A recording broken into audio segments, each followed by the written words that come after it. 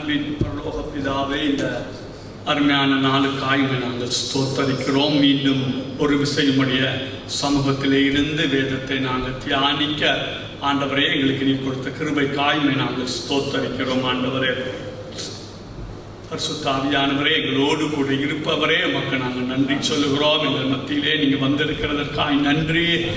புதிய உடன்படிக்கையின் ஊழியம் எழுத்துக்குரியதாய் இல்லாமல் அது ஆவிக்குரியதாய் இருக்கிறபடியால் உண்மை நாங்கள் ஸ்தோத்தரிக்கிறோம். எழுத்துக்கொள்ளும் ஆவியோ உயிர்ப்பிக்கும். பரிசுத்த ஆவியானவரே, முற்றுமுழுதாய் உண்மையிலே நாங்கள் சார்ந்து கொள்ளுகிறோம்.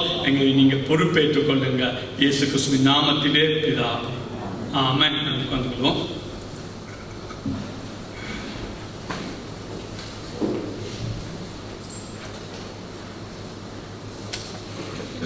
ரோமர் நிருபத்தை நாம் திருப்பிக் கொள்வோம். ரோமர் இருக்கிற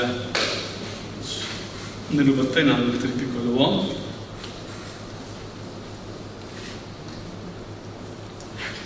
இயேசு கிறிஸ்து செகண்ட் கமிங்கான மட்டும் இந்த ரோமர் தான் படிப்பிக்கிறது.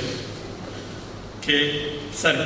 ஒவ்வொரு வசனமாக நாங்கள் படிக்கிறோம். கர்த்தர் நமக்கு நல்ல கிருபையை தருவாராக.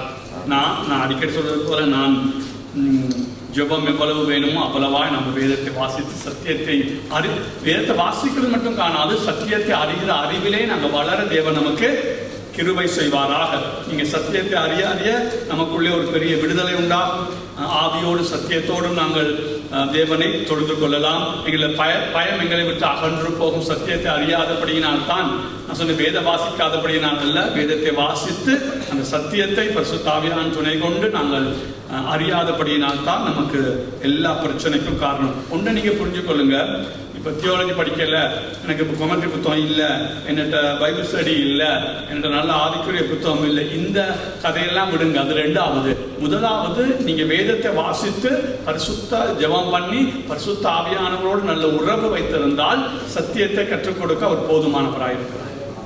சொல்லுது, உங்கள் மேல ஒரு அபிஷேகம் உண்டு, அது உங்களுக்கு போதிக்கும். அது யாரும் போதிக்க வேண்டிய அவசியம் இல்லை. அந்த அபிஷேகம் உங்களுக்கு என்ன செய்யும்? போதிக்கும். அதாவது வேதத்தை படிக்க வேணாம், புத்தகங்கள் படிக்க வேணாம்னு சொல்லியோ இல்லை கஷ்டத்தில் கேட்க வேணாம்னு சொல்றது அல்ல.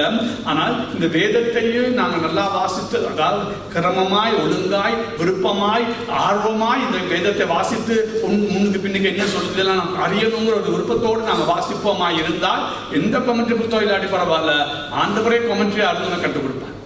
நல்லா புரிஞ்சுக்கணும்.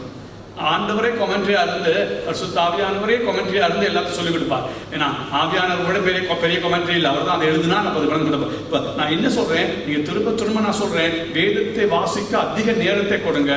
அதை கிரகிக்க அதிக நேரம் கொடுங்க. முன்னுக்கு பின்னுக்கு என்ன சொல்றது, இந்த வசனம் ஏன் சொல்லுது அப்படின்னு நீங்க வாசிக்க நீங்க முதல் ஒப்பு கொடுங்க. அது முன்னுக்கு தெரியாட்டி பரவாயில்ல. நான் சொன்ன அடிக்கடி சொன்னானே, உங்களுக்கு தெரியாததுன்னு நீங்க சொல்றீங்களா, அதுவே பெரிய ஒரு வெற்றி. எனக்கு தெரியாத ஆண்டவரே, இவ்வளவு காலம் தெரியாம வாசிச்சோம், அது தெரிஞ்சோ தெரியல வாசிச்சோம், இப்ப தெரியுதில்லை, இது விளங்குதில்லையே ஆண்டவர் அப்படி சொல்லும் பொழுது ஆவியானவர் அதை கட்டாயமாய் ஆர்வமாய் கற்று கொடுப்பார்.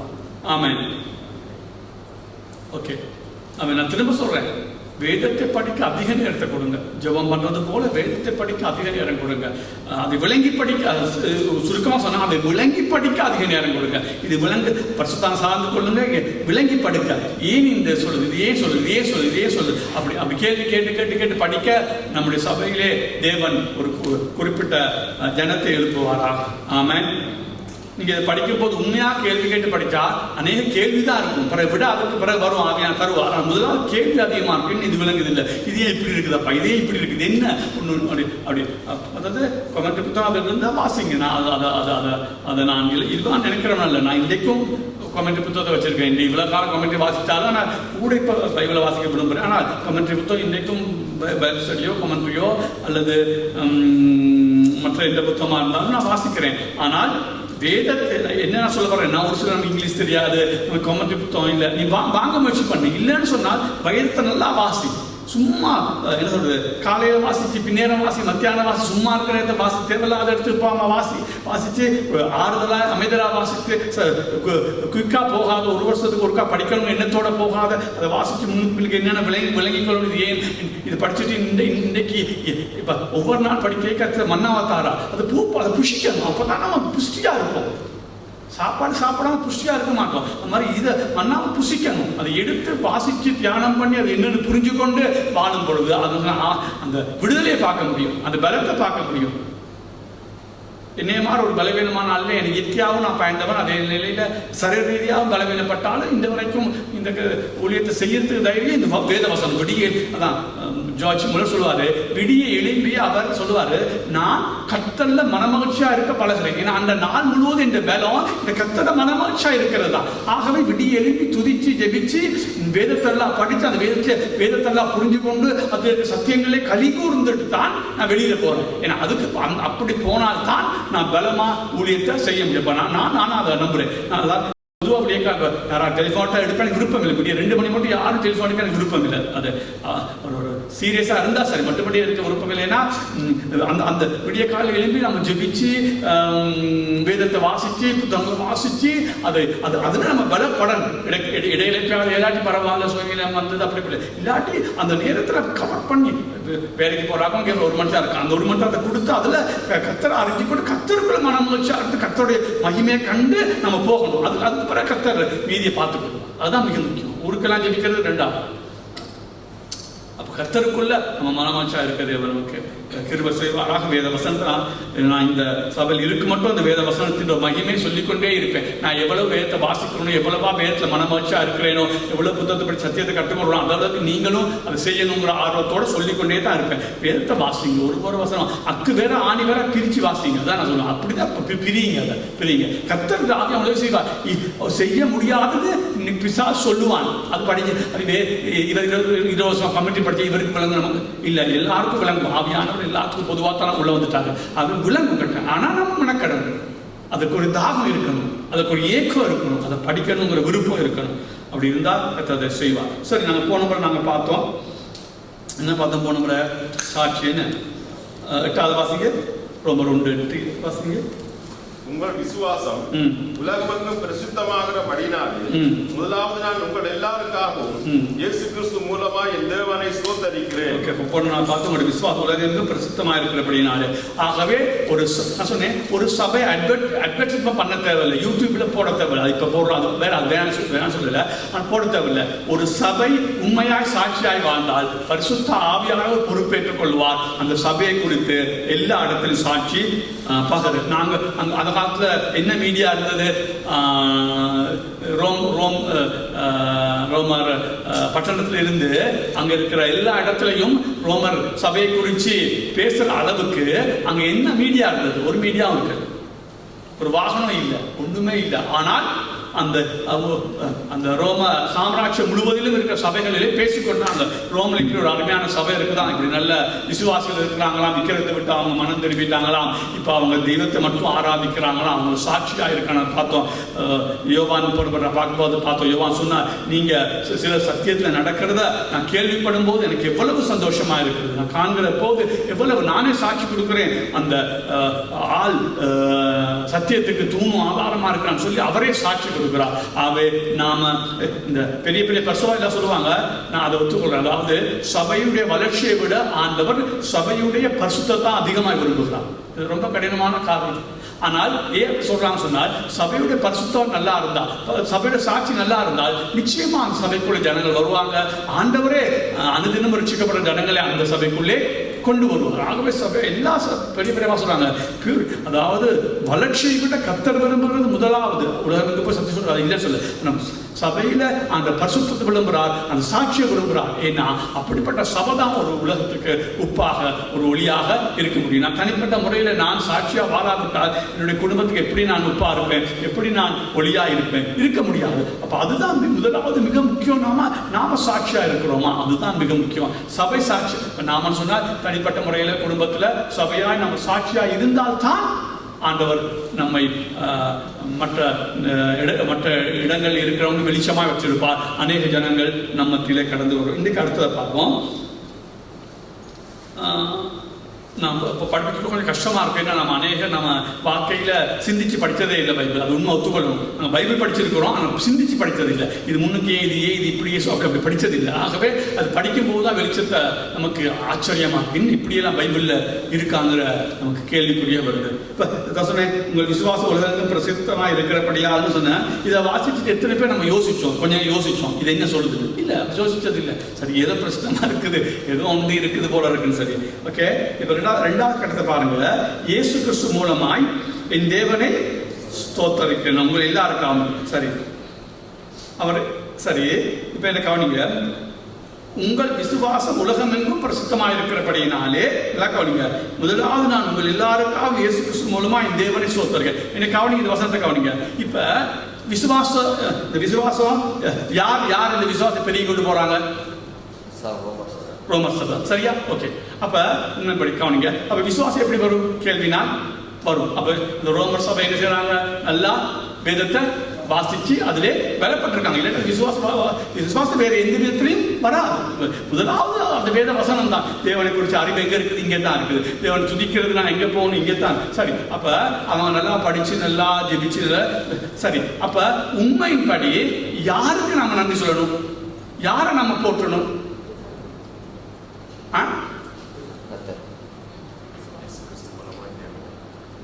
அங்க போட்டிருக்குது உண்மைப்படி சொல்லி அந்த நடைமுறையில நான் நல்லா பைபிள் படிச்சு நல்லா வளர்ந்து கொண்டு வரேன். நீங்க யார நன்றி சொல்லணும்? எனக்கு தான் நன்றி சொல்லணும். நான் தான் படிச்சேன், நான் தான் கமிட்டி படிச்சேன், நான் தான் வாசித்தேன், நான் தான் மினக்கட்டேன், நான் தான் விடி எழுமுனேன், எல்லாம் நித்திர கொண்டு எழுமுனேன். எல்லாரும் அங்க வளர்ப்ப வாச சொன்னேன். எல்லாம் கடலுக்கும் காட்டுக்கும் போகும்போது நான் என்ன செஞ்சேன்?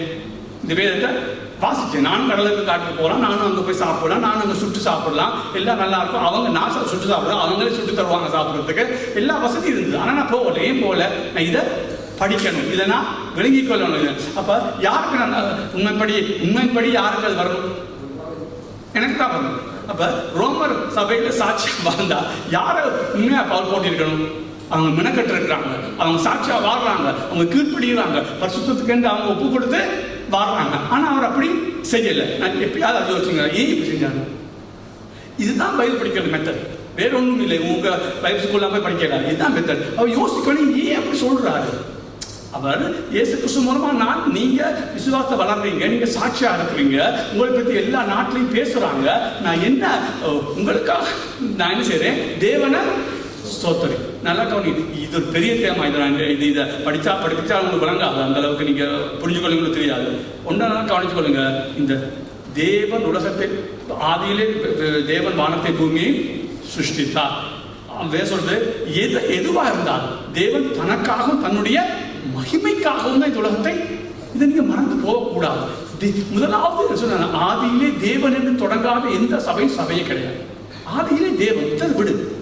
ஒரு இடத்த சொல்லி இருக்காங்க லூக்காவில், நீ செய்கிற வேலையெல்லாம் செஞ்சுட்டு நான் அப்பிரயோஜனம் மட்டும் ஊழியக்கான்னு சொல்லு. நீ செய்கிறத நான் செய், முழுக்க நீ செய்யணும், செஞ்சுட்டேன்னு சொல்லணும். நான் ஒரு பிரயோஜனம் இல்லாத ஊழியக்கான்னு சொல்லணும். 13-14 எழுதப்பட்டிருக்கு. அப்ப என்ன கவனிங்க, நல்லா கவனிங்க. நான் ஏன் சொல்றேன், நான் இன்னைக்கு இந்த சபைகள் எல்லாம் அடிக்கடி சொல்றேன், மனுஷன் இப்ப இப்படி தானே அந்த கொப்பர்னிக்கஸ் இந்த பூமி அவர் கண்டுபிடிக்க மட்டும் இந்த உலகமே என்ன நினைச்சது? இந்த சூரியன் தான் பூமியை சுத்தி வருது.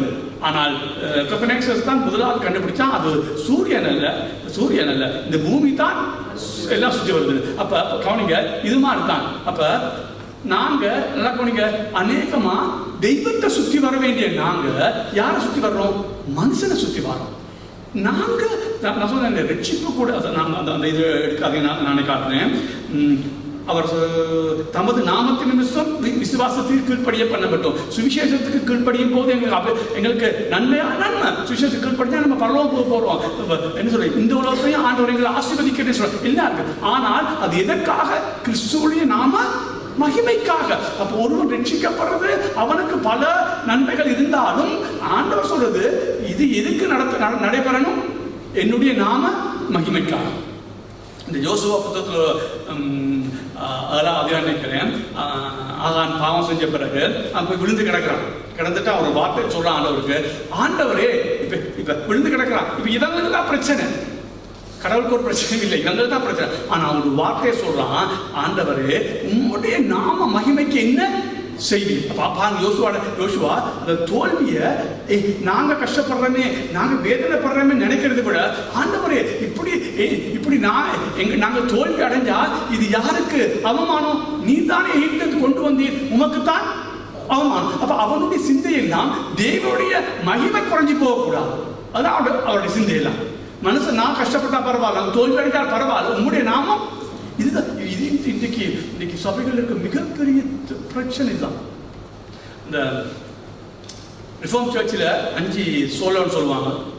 ஒன்லி, அதாவது விசுவாசம் மாத்திரம், இயேசு கிறிஸ்து மாத்திரம், விசுவாசத்தின் மூலமாக மாத்திரம் தான் ரட்சிப்பு, இயேசு கிறிஸ்து மூலமாக மாத்திரம் தான் ரட்சிப்பு, பரிசுத்த வேதாகம் மாத்திரம் தான், வேறு எதையும் நீங்கள் எடுக்கக்கூடாது. அதில் ஒன்று தேவனுக்கு மாத்திரம்தான் மகிமை. இந்த 5 இன்னொன்று இருக்குது, 3 நாளாவது மட்டும் இன்னொன்று இருக்கு, வந்துட்டேன். அப்போ மகிமை. ஆனால் இன்னைக்கு நாங்கள் கொஞ்சம் யோசிக்க வைக்கிறவங்களுக்கு இந்த தெய்வத்தை கற்பனையே பண்ண முடியாது. இவர் நம்ம விவரிக்கவே முடியாது. விவரிக்க முடியுமா தேவனை? ஏன்னா அவர் முடிவு இல்லாதவர், எல்லை இல்லாதவர். அப்போ விவரிக்க முடியாது. நாங்க ஒரு வரையறைக்கு உட்பட்டு இருக்கிறோம், அவர் வரையறைக்கு அப்பாற்பட்டு இருக்கிறோம். அவருடைய மகத்துவத்தை அந்த யோக புத்தகம் சொல்லும் போது நம்ம கேள்விப்பட்ட கடைக்கோடிகள் என்ன? ஒரு கொஞ்சம் சொட்டு ஸ்கர்ட், சொட்டு கடைக்கோடிகள். ஆனால் அவருடைய இடிமுழக்கத்தை வல்லமை அறிவிக்கத்தக்கவர் யார்? சொல்ல முடியாது. முன்னாடி சொல்லப்பட்டிருக்கிறது, அவர் பெரியவர், மிகவும் புகழப்படத்தக்கவருமா இருக்கிறார். அவருடைய மகத்துவம் ஆராய்ந்து முடியாது. அங்க 147வது சங்கீதம் நான் நினைக்கிறேன், நம்முடைய ஆண்டவர் பெரியவர், மகா பலனுள்ளவருமா இருக்கிறார், அவருடைய அறிவு அளவில்லாதது. இப்ப நீங்க அதாவது நீங்க தேவலத்தில் படிச்சா சொல்லுவாங்க, தேவனை நாம ஒரு நாளும் ஒருபோதும், பரலோகத்திலே எங்கேயா இருக்கட்டும், ஒரு நாளும் ஒருபோதும் அவரை முழுவதுமா அறிய முடியாது. அப்படி அறிஞ்சா நீ யாரு? நீ கடவுள். கடவுளை அறியக்கூடியவர் யாரு? கடவுள். ஏன் சொல்றார்? பிதாவை உம்மா நான் அறிஞ்சிருக்கிறேன், நான் இவங்களுக்கு வெளிப்படுத்தினாதான் உம்மா வெளிப்படுத்த. அது மாதிரி பிதாவை நீர் இவங்களுக்கு என்ன வெளிப்படுத்தினாதான் இவங்களால புரிஞ்சு. அப்ப தேவனை அறிகிற அறிவோடு தேவன் முடிவில்லாத தேவன். நாம ஒரு சொட்டு அறிஞ்சு கொள்ளலாம். அந்த சொட்டு அறிஞ்சதே நமக்கு எப்படி இருக்குது? பயங்கரமா இருக்குது. உதாரணத்துக்கு வானத்தை பூமியை அவர் வார்த்தையினாலே சிருஷ்டித்தார். வானத்தை பூமியை பார்த்தா அதான் ஒரு சொல்றேன், வல்லமை விலங்கு மாகாய் முடிவை பார்த்து கர்த்தரை துதியுங்கள். வல்லம் தாவி சொல்லும் போது உமது விளையாட்டு கிளைகளான வானங்களை நீ ஸ்தாபித்த சந்திர நட்சத்திரம் பார்க்கும் போது மனுஷன் நினைக்க மனுஷன் விசாரிக்க அவர் மாத்திரமப்பா. இது புரியுதா? எம்மாத்திரம் மனுஷன் ஒண்ணுமே இல்லை, ஒரு டஸ்ட் கூட இல்லை, ஒரு துணி கூட இல்லை. இந்த நட்சத்திரங்கள் எல்லாம் தாவீது பார்த்துட்டா வியக்கிறான். இதெல்லாமே பெருசா இருக்குது, இதை விட நாங்க ஒன்றும் இல்லை. இங்க நீங்க நினைக்கிறதுக்கு எம்மாத்திரம். இன்றைக்கு சபைகளுக்கு பெரிய தருத்தரம் என்னன்னா, தெய்வத்தை குறிச்சா நான் அடிக்கடி சொல்லுவேன், தெய்வத்தை குறிச்ச அறிவு எனக்கு ரொம்ப விருப்பம். நான் அடிக்கடி வாசிப்பேன், கடவுள் யாருப்பா? அடிக்கடி சொல்றேன், சர்வ வியாபினா என்னப்பா? எல்லா இடத்துல ஒரே நேரத்தில் இருக்கிறான். இதை கற்பனை பண்ண முடியுமா? ஒரு ஆள் உலகத்துல எல்லா இடத்துலையும் ஒரே நேரத்தில் இருக்க முடியும், முழுமையா இருக்கிறாரா? இதை நம்ப முடியுமா? நான் அடி சொல்வேன், நம்பினா மண்டதான் வருவோம். நான் இப்ப யோசிப்பேன், அது உண்மை. ஆனால் அதை இங்க இருக்கிற அங்க இருக்க நீ எங்க சொல்லிக்கொண்டே இருக்கோ, அங்க எல்லாம் அவர் இருக்கிறார். இப்படிப்பட்டது. அப்ப இந்த தெய்வத்தை அப்ப நான் சொல்றேன், நம்ம ஏன் கனம் பண்ண முடியல? ஏன் அவர் எல்லாமே அவருக்கு மகிமை செலுத்தணும்னா நமக்கு ஒரு மாதிரி இருக்குன்னா, அவரை குறிச்ச அறிவு கிடையாது. அவர் குறிச்ச அறிவு கிடைச்சா நாம் எங்களை மகிமைப்படுத்த விரும்ப மாட்டோம். ரெட்டிலையும் சாம்பலை உடுத்து அருவருப்போம். இது எங்களை இல்லை. யாராவது என்ன இப்ப பாருங்க, நோமலா பாருங்க, நோமலா சொல்லுங்க. யாராவது இப்ப நான் நல்ல பிரசமன வைங்க, யாராவது நல்லன்னு சொன்னேன், நாங்க என்ன நினைக்கிறோம்? கொஞ்சம் நல்லா இருக்கு பாடா, இந்த ஆத்மா கொஞ்சம் திருப்தியா இருக்கு. ஆனா சரியா கர்த்தரை கண்டு கொண்டுட்டவனுக்கு அது ஒன்றும் செய்யாது. ஏன்னா அவனுக்கு தெரியும், இதெல்லாம் கர்த்தர் கொடுக்குற ஈவு, இதெல்லாம் கர்த்தர் கொடுக்குற கிருபை. அப்ப இதைத்தான் நம்ம புரிஞ்சுக்கணும். அப்ப நான் சொன்னேன், ஆதியிலே தேவன் அடிக்கடி சொல்லுங்க, நீங்க வாழ்த்தது சொல்லுங்க, ஆதியிலே தேவன். அவன் நான் இல்லை, ஆதியிலே நான் இல்லை. நான் அடிக்க சொன்னேன், சூரியனை நடு சென்டர்ல வச்சா காணும். 9 கோளும் சரியா தான் ஓடும். பல கோள் இருக்கு, அது வருஷம் ஓடும். அது மாதிரி எங்களோட வாழ்க்கையே ஓடாததுக்கு காரணமே நம்ம வைக்க வேண்டிய தேவனுடைய மகிமையை நாங்கள் வைக்க. எங்களுக்கு மகிமை தேர்வு, நான் தேர்றேன், அதை லேச விட்டுவிட முடியாது. ஆனால் அதுல ஒரு வளர்ச்சி வரும். நீ வளர கர்த்தருடைய நாமத்தை இன்னும் மையப்படுத்த நீ அருவருக்கணும். என்னடா என்னைய சொல் லூசு மாதிரி என்னைய இப்படி மையப்படுத்துறாங்க, இவெல்லாம் மண்டபட கேஸ். அந்த அளவுக்கு நாங்கள் வளருவோம். எப்பனா அதாவது வேத வளர்ச்சி தியானம் பண்ணா அதுக்கு வளருவோம். யார் எங்களை பேசினாலும் கர்த்தரை மகிமையை கண்டவனுக்கு அருவருப்பும் சாம்பலமா தான் இருக்கு. நீங்க எங்களை இது கர்த்தரோட ஒப்படைக்கணும் யாருடாப்பா? அதான் சொன்ன புழு, இந்த நெருங்கி போற புழு, அதோட கூட எங்களை ஒப்பிட முடியாது, தெய்வத்தோட ஒப்பிட முடியாது. இப்படிங்க நான் சொல்றது. இப்போ இங்கே நாங்கள் பார்க்குறோம். அதான் சொல்றேன், இந்த உலகத்திலே எல்லாமே கர்த்தராலே. அதான் சொல்றது. இப்போ ஒருவன் வாழ்க்கையில் விசுவாசம் வர்த்திக்கப்படுறதுன்னு சொன்னா இன்னொரு தான் சொல்றேன். இந்த ஜான் பனியோட கதையில அந்த மோட்ச பயணத்தில் ஜான் பனியன் போய்கொண்டிருக்கிறாரு, கிறிஸ்டியான் போய்கொண்டிருக்கிறார். அப்போ ஒரு இடத்துல சரியான நெருப்பு பற்றி எரியுது, ஒருத்தவன் தண்ணி ஊற்றி கொண்டே இருக்கிறான், ஆனால் அந்த நெருப்பு அணையுது இல்லை. அப்போ இவனுக்கு ஆச்சரியமா இருக்குது, தண்ணி ஊத்த நெருப்பு இப்படி ஐயா இப்படி பற்றி கொண்டே இருக்குது. வசந்தி வா பின்னால் வந்து பாருனா, பின்னால் ஒரு வாழ் எண்ணெயை ஊற்றிக்கொண்டே இருக்கிறார். அப்பா இவர் சொன்னார், இப்படித்தான் நானும் நீ இப்படித்தான் எப்பயுமே அவிக்கிறது தான் வேலை, ஒரு ஒழுங்கா வேலை செய்ய மாட்டோம். அப்பா அவசாரு அப்படி இருந்து ஏன் எங்களுடைய விசுவாசம் குறையுது, ஏன் நாங்க கர்த்தருக்குள்ள பலப்பட்டு கொண்டு போறோம்? ஒன்றும் இல்லை, பின்னால எங்களை அறியாம தேவன் பரிசுத்த ஆவியானவரை ஊற்றிக்கொண்டே, உனக்கு தெரியாது. இவர் யாரு? 1 Corinthians 4 சொல்றாரு, உன்னை விசேஷித்தவன் ஆக்கியவன் யார்? நீ ஏன் மேன்மை பாராட்டுற? அடுத்தவனை விட்டு நான் என்ன எடுத்துக்கோங்க, இன்னொருத்தனை விட எனக்கு கொஞ்சம் பைபிள் தெரிஞ்சு வைங்க. அப்ப அவர் கேட்கிறாரு, ஏன் நீ அதை குறித்து மேன்மை பாராட்டுற? உன்னை விசேஷித்தவன் ஆக்கியது யாரு? யாரை நீ விசித்தாக்குறது? கடவுள். இந்த அறிவு எங்களுக்கு இல்லை. எங்களுக்கு மனசு சிந்தையிலே ஊறி ஊறி ஊறி ஊறி அதுக்குதான் சொல்ற வேதத்தை வாசிங்க. வேதத்தின்படி நாம வாசிக்க, நான் சொன்னேன், நீங்க வேதத்தை வாசிக்க வாசிக்க அதெல்லாம் பாடமாக்கி வைக்க வைக்க உங்களுடைய சூழ்நிலை வரும்போது ஆவியான அழகா அந்த வசனத்தை கொண்டு வருவா. உங்களுக்கு பெருமை வரும்போது அந்த வசனத்தை அழகா கொண்டு வந்து காட்டுவாங்க. வா பெருமைப்படாத இது. அப்ப நான் சொல்றேன், அதான் திரும்ப சொல்றேன், வலியுறுத்துறேன், இந்த வேதத்தை அதிகமா நாங்க வாசிக்கிறோம். அப்ப இவர் ஏன் மையப்படுத்துறார்? யார? இவர் யாரு? ரோமா சபையை மையப்படுத்தாமல் இப்ப விசுவாசம் வர்ற போது அவங்களுக்கு ஒரு நல்ல ஒரு சர்வத்தோ நல்ல ஒரு கொமெண்டோ கொடுக்குற பிள்ளைன்னு சொல்ல வரல. ஆனால் முதலாவது யாரையும் நாம் கனம் பண்ணணும், தேவன். ஏன்னா அவர்களுக்கு அந்த விசுவாசத்தை கொடுத்தது யாரு? தேவன். இதை புரிஞ்சு கொள்ளணும். இப்ப நான் உதாரணத்துக்கு சொல்லுவேன், நான் பரிசுத்தத்தை கொஞ்சம் வளர்ந்துருக்கேன்னு வைங்க. நான் பரிசுத்தத்துல வளர்ந்தால் நான் யாருக்கு மகிமை கொடுக்கணும்?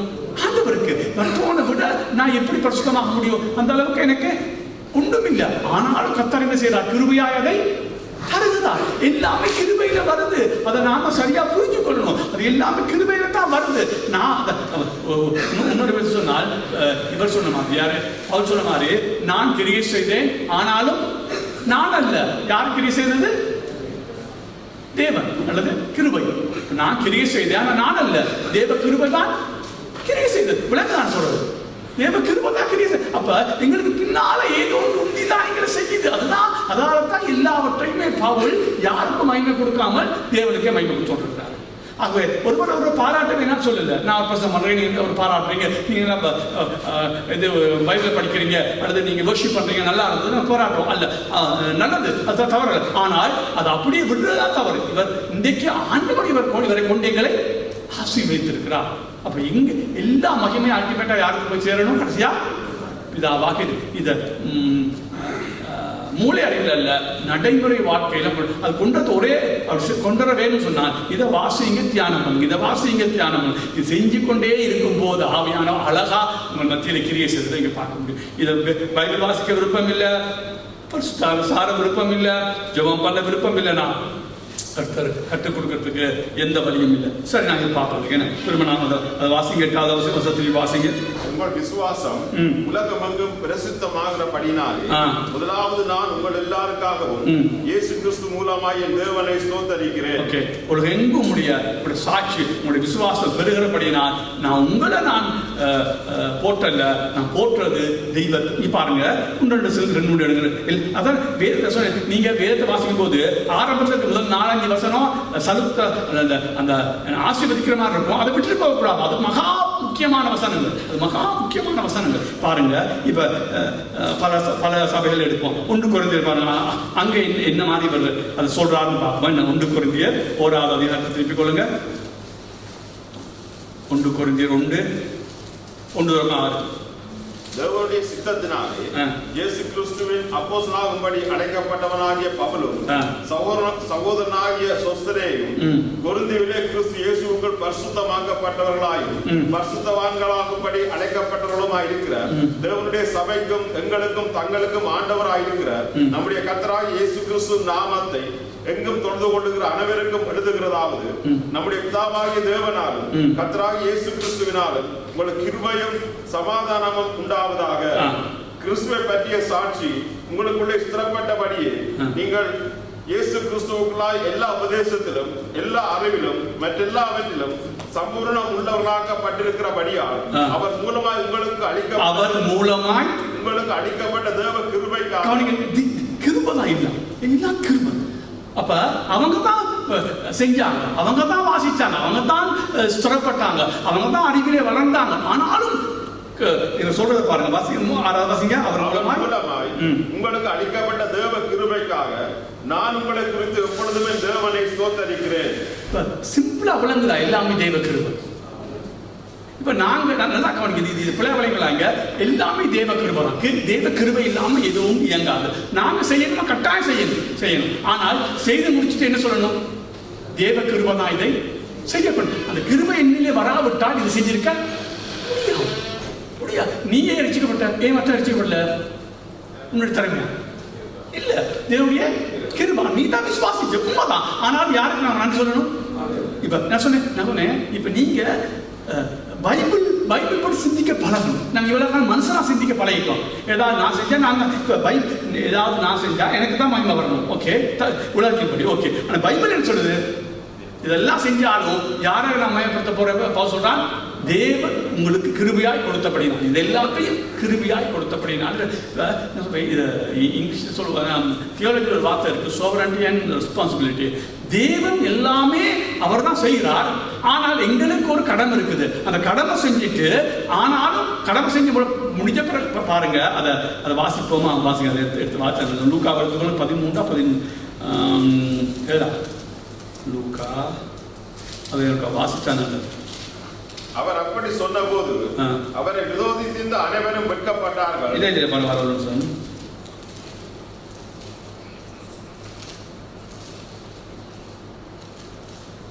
17வது அதிகாரத்தை எடுத்துக்கொள்ளுங்க. 7ல இருந்து 10 மட்டும் வாசிங்க. உங்களில் ஒருவனுடைய ஊழியக்காரன் உழுது அல்லது மந்தை வைத்து வயலிலிருந்து வரும்போது எஜமான் அவனை நோக்கி, நீ முன்பு போய் சாப்பிட்டு வா என்று அவனுக்கு சொல்வானோ? நீ எனக்கு சாப்பாடு ஆயத்தம் பண்ணி அரை கட்டி கொண்டு நான் போஜனம் பண்ணும் அளவும் எனக்கு ஊழியம் செய், அதற்கு பின் நீ புசித்து குடிக்கலாம் என்று அவனுக்கு சொல்லுவான் அல்லவா? தான் கட்டளையிட்டவர்களை அந்த வேலைக்காரன் செய்ததற்காக அவனுக்கு உபச்சாரம் செய்வானோ? அப்படி செய்ய மாட்டானோ? அப்படியே நீங்களும் உங்களுக்கு கட்டளையிட்ட யாவற்றையும் செய்த பின்பு நாங்கள் அப்பிரயோஜனமான ஊழியக்காரர் செய்ய வேண்டிய கடமை மாத்திரம் செய்தோம் என்று சொல்லுங்கள் என்றார். அப்பிரயோஜனமான ஊழியக்காரர் செய்ய வேண்டிய கடமை மாத்திரம் செய்தோம். உண்மையா? எல்லாம் எங்க இருந்து வருது? கிருபைனால நாங்க செய்கிறோம் இல்லையா? ஆனா நாங்க அப்பிரயோஜனமான ஊழியக்காரர். அந்த கிருபை வராவிட்டால் செய்யணும். இதை நீங்க புரிஞ்சு, இதை இதயத்துல புரிய மட்டும் நீங்க கிறிஸ்துவ பார்த்து சரியா வாழணும். எதுவும் கிருபை, எல்லாமே கிருபை. ரட்சிக்கப்பட்டதுக்கு எல்லாம் கிருபை. ஆனா நாங்க விசுவாசிக்கிறோம் எப்படி எனக்கு தெரியாது. வேற தெளிவா சொல்லுது, எல்லாமே கிருபை. அதே நேரத்துல நீங்க எல்லாம் செய்யாவிட்டா நடந்து போவீங்க. அப்படின்னா நீங்க செய்யணும். அது மறைமுகமா உணர்வு சொன்னால் செய்து முடிச்ச பிறகு நாம சொல்லணும், ஆண்டவர் உங்களுடைய கிருபையினால் செய்து முடித்து. இதை நீங்க புரிஞ்சு கொள்ள முடியலன்னா சரியான கஷ்டம். சரி, இப்ப அடுத்த பிலிப்பியர் 1:3 1-2 இடமில்லை, எல்லா இடமும் நான் காட்டுறேன். நான் சொன்னேன் வசனம் தான் முக்கியம். வசனத்துல கண்டித்து உணர்த்தப்படாத எதுலையும் கண்டித்து உணர்த்தப்பட்டு பிரயோஜனம் இல்லை, எதுவும் எங்களுக்கு அவசியம் இல்லை. வசனம் தான் முக்கியம். பிலிப்பியர் 1:3-6 பிலிப்பியர் 1. சுவிசேஷம் உங்களுக்கு அறிவிக்கப்பட்ட நாள் முதல் இதுவரைக்கும் நீங்கள் அதற்கு உடன்பட்டவர்களானபடியால் நான் பண்ணுகிற ஒவ்வொரு விண்ணப்பத்திலும் உங்கள் அனைவருக்காகவும் எப்போதும் சந்தோஷத்துடைய விண்ணப்பம் பண்ணி உங்களை நற்கிரியை தொடங்கினவர் அந்த இயேசு கிறிஸ்துவின் நாள் வரையந்த முடிய நடத்தி வருவார் என்று நம்பி நான் உங்களை நினைக்கிற பொழுதெல்லாம் என் தேவனை பாருங்க. உங்களுக்கு நற்கிரியை தொடங்கினவர் இயேசு கிறிஸ்து வரை முடிய பறிந்தா நடத்துவார் என்று நம்பி நான் உங்களை நினைக்கும் போதெல்லாம் என் தேவனை ஸ்தோத்தரிக்கிறேன். ஓகே, அடுத்தது கொலோசியர் எடுங்க 1:3-5. இந்த இடங்கள்லாம் நம்ம அதிகமாக படித்து அதை எந்த விதத்திலும் தியானம் பண்ணாமல் போன பகுதியில் தான் படுத்திருக்கிறேன். கொலோசியர் 1:3-5. கிறிஸ்து இயேசுவின் மேல் உங்கள் விசுவாசத்தையும் பரிசுத்தவான்கள் எல்லார் மேலும் உள்ள உங்கள் அன்பையும் குறித்து நாங்கள் கேள்விப்பட்டு பரலோகத்தில் உங்களுக்காக வைத்திருக்கிற நம்பிக்கை நிமித்தம் நம்முடைய கர்த்தராகிய இயேசு கிறிஸ்துவின் பிதாவாகிய தேவனுக்கு ஸ்தோத்திரம் செலுத்தி எப்பொழுதும் உங்களுக்காக வேண்டுதல் செய்கிறோம். பிதாவாகிய தேவனை சோத்தரிக்கிறோம். நீங்க வளர்றீங்க, உங்களுக்காக இல்லை. யாருக்காக? யார் உங்களுக்கு சோத்தரிக்கல, உங்களுக்கு நன்றி சொல்ல. யாருக்கு நான் சோத்திரம் செலுத்துறேன்? பிதாவாகிய தேவனுக்கு. பாருங்க, முன்ன பாருங்க, கிறிஸ்து ஒருவன் விசுவாசத்தை பலப்படுத்தும். நாங்கள் உண்மைப்படி யார அவனை சும்மா பெரிய விசுவாசி வீரன்னு புகழ்ந்து தள்ளி விட்டுருவோம். அது நல்லது. ஆனால் வேதத்தில் அப்படி இல்லை. வேதம் எப்பயுமே அந்த அந்த காரியங்கள் எல்லாம் தேவ கிருபையினால் உண்டானது என்றுதான் வேதம். எல்லாமே தேவ கிருபையினால். இப்ப இதுல பாருங்க, இயேசு கிறிஸ்து உங்கள் விசுவாசத்தை பரிசுத்தவான்கள் உங்கள் அன்பையும் குறித்து நான் கேள்விப்பட்டு. அப்ப அவங்க அன்புல என்ன செஞ்சிருக்காங்க? பணம் இருக்கிறாங்க. ஆனாலும் இவர் யாருக்கு சோத்திரம் செலுத்துகிறார்? பிதாவாகிய தேவன். இயேசு கிறிஸ்து மூலமாய் பிதாவாகிய தேவனுக்கு சோத்திரம் செலுத்துகிறார். ஏன்னு சொன்னால், நீ அன்புல வளர்ந்திருந்தால், நீ பரிசுத்தத்துல வளர்ந்திருந்தால் அது தேவ கிருபையினால் உண்டாகும். நீ தான் அது 1 Corinthians 15:10 எடுங்க. அது அருமையான வசனம். அது மாதிரி ஒரு வசனம் உள்ள உங்களுக்கு இல்லையா? 1 Corinthians 15:10 அதை நீங்க தெரியும். ஆனால் அதை பரிசுத்த ஆவியானவர் ஆவியின் ஜீவனமான நமக்குள்ளே கொண்டு வரணும். ஆகிலும் நான் இருக்கிறது தேவ கிருபையினாலே இருக்கிறேன். அவர் எனக்கு அவருடைய கிருபை விரதமா இருக்கவில்லை. அவர்கள் எல்லாரிலும் நான் அதிகமாய் பிரயாசப்பட்டேன். ஆகிலும் நான் அல்ல, என்னுடனே இருக்கிற தேவ கிருபை அப்படி செய்தது. அருமையானவர். இதை சரியா புரிஞ்சு கொண்டா மீது எல்லாத்துக்குமே அது ஒரு கமெண்ட்ரி மாதிரி. நான் சொன்னேன், பைபிள் உண்மையா சொல்றேன், உலகத்திலேயே தரமான கமெண்ட்ரி பைபிளுக்கு எதுனா பைபிள். நீங்க சரியா பைபிள் தலைகளா படித்தா கமெண்ட்ரி புத்தகம் படிக்க வேண்டிய அவசியம், அதை ஒத்துக்கொள்றேன், படிக்க வேண்டிய அவசியம் இல்லை. அது ஆனால் பைபிள் படிக்கணும், நல்லா படிக்கணும். ஒரு வருஷத்துக்கு 2, 3, 4 படிக்கக்கூடிய ஆக்களா இருந்தா பரிசுத்தத்தோட நீங்க ஒரு கமெண்ட்ரி படிக்க. பைபிள் நான் என்ன பொறுத்த மட்டும் பைபிளுக்கு பைபிள் மாதிரி கமெண்ட்ரி இந்த உலகத்தை எங்கேயே இருக்கு. எந்த கமெண்ட்ரியும் அதுக்கு இணையாகப்படாது. அப்ப நீங்க படிச்சு ஞாபகப்படுத்தி வைக்கணும். அப்பதான் உங்க தோக்க முடியும். இந்த வருஷம் சொல்றது, ஆகிலும் நான் இருக்கிறேன், தேவ கிருபையினால் இருக்கிறேன். அவர் எனக்கு அதிலே கிருபை விருதா ஆக்கவில்லை. அவரை எல்லாரிலும் நான் அதிகமாக பிரயாசப்பட்டேன். ஆகிலும் நான் அல்ல, என்னுடனே இருக்கிற தேவ கிருபையை அப்படி செய்து. பாருங்க, அப்ப பவுல் என்ன சொல்றான்? நான் முயற்சி பண்ணினேன், நான் செஞ்சேன், நான் ஓடுனேன். அது உண்மை. அது அப்படிதான் நானும் செய்யணும். நாங்களும் வீடு எழுமணும், ஜெபிக்கணும், செஞ்சு முடிச்சுட்டு அந்த காரியங்களிலே எங்களுக்கு நல்ல வெற்றி வந்தா சொல்லணும், தேவ கிருபை காலையில் இருந்து வச்சுச்சு, தேவ கிருபை இன்னைக்கு நல்லா படிக்க வச்சுட்டு, தேவ கிருபை அல்லது இயேசு கிருபை இன்னைக்கு எனக்கு சில காரியங்களை கற்றுக் கொடுத்தது அப்படி சொல்லப்படும். நான் தான் எழுப்புனேன் 5 மணிக்கு, ஆண்டவர் எழும்பல, நான் தான் எழுந்தேன்.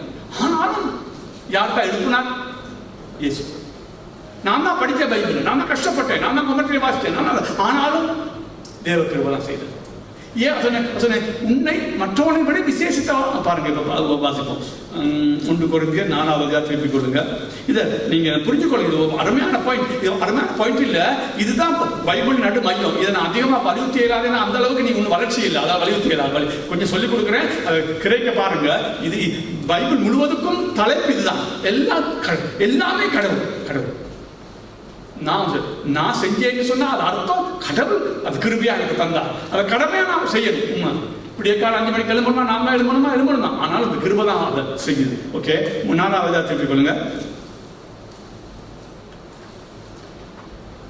இந்த கொரிந்தியர்ல அவன் பெருசு, இவன் பெருசு, நான் அப்போலோவை சேர்ந்தவன், நான் பவுல சேர்ந்தவன், இப்படியே சொல்றாங்க. ஏன்னா எல்லாரும் பெரிய படிப்பான்னு நினைக்கிறாங்க. அதுக்கு அது 2-3 இடத்துல வருது.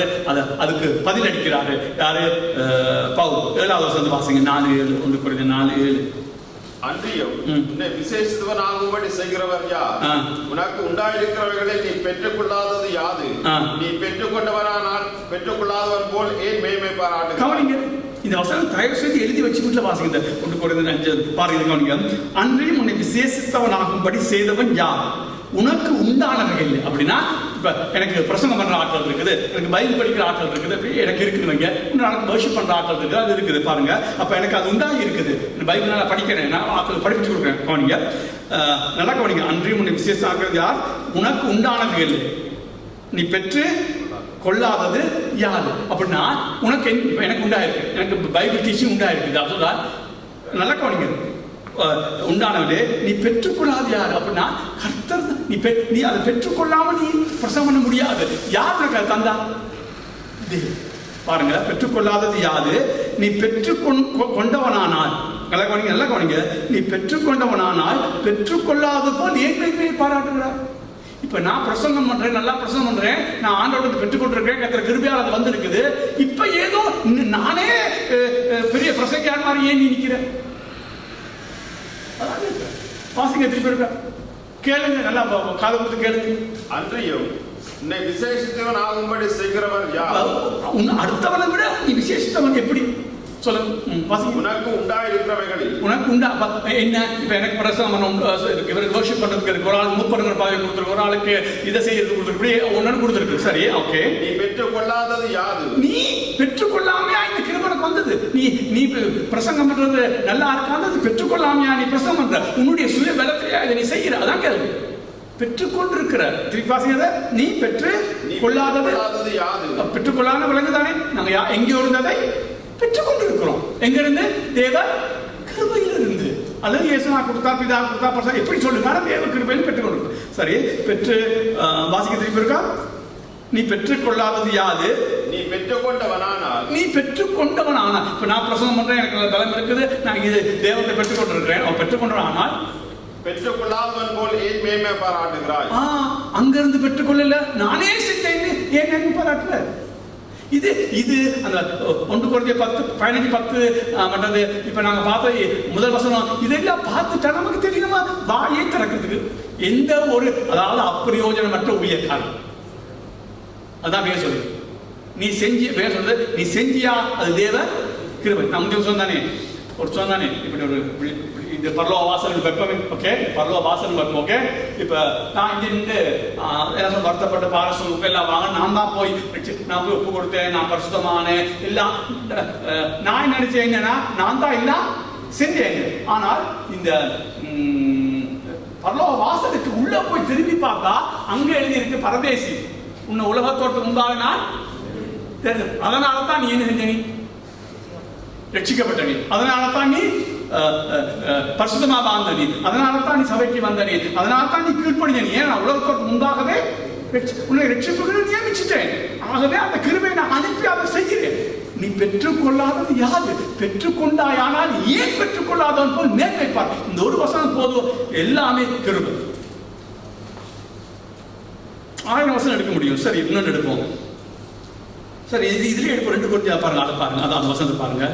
தயவு செய்து இதை மனதில் கொண்டு, நான் சொன்னேன் இப்ப நான் சொல்றதெல்லாம் உங்களுடைய இதயத்துக்கு உடனே வராது. ஏன்னா அது கணக்காலம் எடுக்கும், சும்மா இது வராது. இதை விலகிக் கொள்ளலாம். அது உண்மையா எல்லாமே கிருபைன்னு சொல்றதுக்கு நான் எல்லாமே கிருபைன்னு 100 சொல்லல, அதிகமா சொல்லிக் கொண்டு வரேன். இன்னும் எக்கச்சக்கமா அதை புரிஞ்சு கொள்ளணும். அதுக்கு காலம் எடுக்கும். அதுக்கு முதிச்சு தேவை. அது முதிச்சு அப்ப தெரியும் ஒன்றும் இல்லை. நாங்க புழு கூட புழுவும் இல்லை. புழுன்னு சொல்றதே நமக்கு அப்படியே தகுதி இல்லை. நமக்கு கர்த்தர் கிருபை அப்படின்னு நம்ம புரிஞ்சு கொள்வோம். அந்த யோக சொன்ன மாதிரி ரெட்டில் சாம்பலும் உடுக்க பழகிருவோம். இப்ப பழக மாட்டோம். ஏன்னா நான் இன்னைக்காக பைபிள் படிச்சிருக்கேன். நான் மற்றவங்களோட கொஞ்சம் கூட பைபிள் படிச்சிருக்கேன், கமெண்ட்ரி படிச்சிருக்கிறேன், ஸ்டடி பைபிள் படிச்சிருக்கிறேன், தியோலஜி படிச்சிருக்கிறேன். அப்ப நான் நினைக்கிறேன் நானே ஏதோ செஞ்சுட்டேன். இல்ல, கர்த்தர் ஆதி முதல் அது குறிச்சு வைக்காவிட்டால் நான் செஞ்சிருக்கேன். சில வேளை படிச்சிருக்கலாம், ஆனால் படிப்பை பிராக்டிஸ்ல கொண்டு வர முடியாது. அது கடவுளோட கிருபை. படிச்சதை படிக்க யார முடியும்? படிச்சதை கொண்டு வர்றதுக்கு, அதாவது அது ஆவிக்குரிய ரீதியா நாங்கள் அதை கொண்டு வர்றதா இருந்தால், அதை நாங்கள் அனுபவிக்கிறதா இருந்தால், அது 100க்கு 100%, 199 இல்லை, 100க்கு 100% தேவ கிருபை. இதை மட்டும் நீங்க புரிஞ்சு கொண்டா மேன்மை பாராட்டு நமக்கு குறைஞ்சு கொண்டு போகும். எனக்கு தெரியும். அதான் அவர் சொல்லுதானே, கப்பலில் சாமான போட கூட கப்பல் என்ன செய்து தாழ்ந்து கொடுக்குதானே. அது மாதிரி உன்னிலே பல கிருபைகள் பொங்கி வரும் பொழுது அப்ப சாமான போட்டுக்கொண்டே இருக்காங்க. அந்த கிருபை இந்த கிருபை என்ன செய்வது? உன்னை தாழ்த்தணும். இப்படிப்பட்ட பாவிக்கு இவ்வளவு பெரிய கிருபையா? நீங்க இந்த இங்கிலீஷ்ல இருக்கிற, நானும் பெருசா படிக்கிறேன், சில இதை வாசிப்பேன். இது பாடல் பயங்கரமா இருக்கும். அவங்க எங்களை மாதிரி எல்லாரும் அவங்க எல்லாரும் என்ன சொல்றது, பாடல் எழுதினாலும் அதை புத்தகத்தை கொண்டு வர மாட்டான். அதுக்குன்னு ஒரு குரூப் இருக்குது தியாலஜிஸ். அவங்க அதை பார்த்து இதெல்லாம் ஓகே, அது முதல் சும்மா பாட விடுவாங்க, அப்புறம் அவங்க தியாலஜியாக பார்ப்பாங்க, எல்லாம் ஓகே, அதுக்கப்புறம் தான் புத்தகத்தை கொண்டு வருவாங்க. அப்படிப்பட்ட புத்தகத்தை பார்க்கறது அந்த அந்த அது அந்த அந்த பாடல் படித்தாலே தியாலஜி படிக்க மாட்டோம். அதில் எந்த அளவுக்கு தங்களை தாழ்த்தி அவங்க அதை எழுதுறாங்க எல்லா கிருபையும். நாங்கள் அநேகருக்கு அதை புரிஞ்சு கொள்றது இல்லை. 1 கொரிந்தியர் 3வது அதிகாரம் 5-6 வாசிங்க. பவுல் யார், அப்பல்லோ யார், கர்த்தர் அவனவனுக்கு அளித்தபடியே நீங்கள் விசுவாசிக்கிறதற்கு ஏதுவாயிருந்த ஊழியக்காரர் தானே. பவுலுக்கு ஒரு விசேஷித்த கிருபை கொடுத்தார், அப்பல்லோவுக்கு ஒரு விசேஷித்த கிருபை கொடுத்தார், பேதுருக்கு ஒரு விசேஷ கிருபை கொடுத்தார். அதெல்லாம் உண்மைதான். இப்ப ஜனங்கள் யார மேன்மை பார்த்து தொடங்கிட்டாங்க? ஜனங்கள் பவுலா அப்பல்லோவான்னு அத அவங்களை உற்சாகப்படுத்துறதோ அவங்களுக்கு நன்றி சொல்றதோ தவறில்லை. ஆனால் புரிஞ்சு கொள்ளணும், இதெல்லாம் யாரால வந்தது? தேவனுக்கு வர முடியாது. அடுத்த வருஷத்துக்கு பாருங்க, அடுத்த வருஷத்துக்கு பாருங்க. நான் நட்டேன், அப்பல்லோ நீர் பாய்ச்சினான். பவுல் சொல்றானா? தேவனோ விளைய செய்தார். யாரு விளைய செஞ்சா? நான் நட்டேன், நீங்க நட்டீங்க. விளைய செய்யாதே நடக்கும். இல்ல விளைய செய்யாதே நடக்கும். என்ன பிரயோஜனம்? ஒரு பிரயோஜனம் விளங்குதா? இப்ப பைபிளை இப்படி படிக்கிறது எந்த அளவுல நாம பைபிளை அது ஒரே ஒரு காரணம், இந்த ப்ராஸ்பரிட்டி காஸ்பல் தான். இந்த நேரம் நீ நல்லா இருக்கு, நீ நல்லா இருக்கு.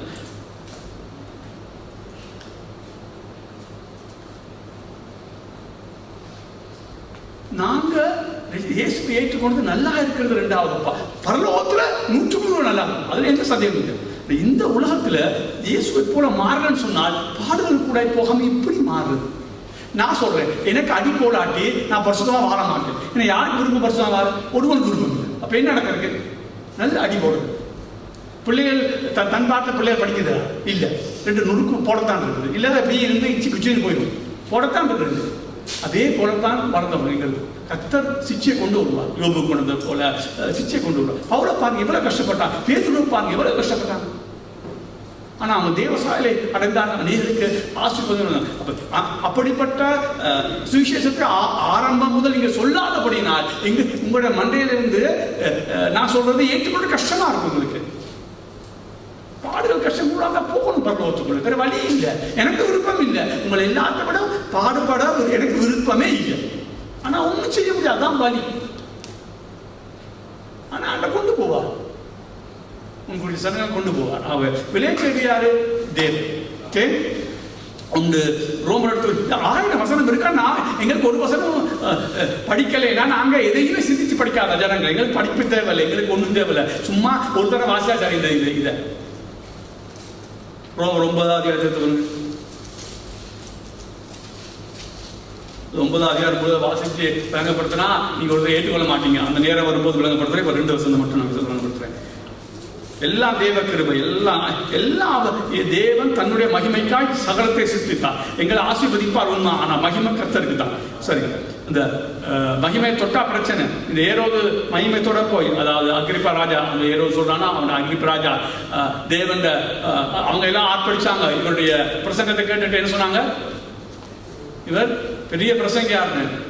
அவர் தேவனுக்கு மகிமை செலுத்தாத படிச்சாங்க சொல்லுது, அடிச்சு புழு புழுத்து செலுத்தாங்க.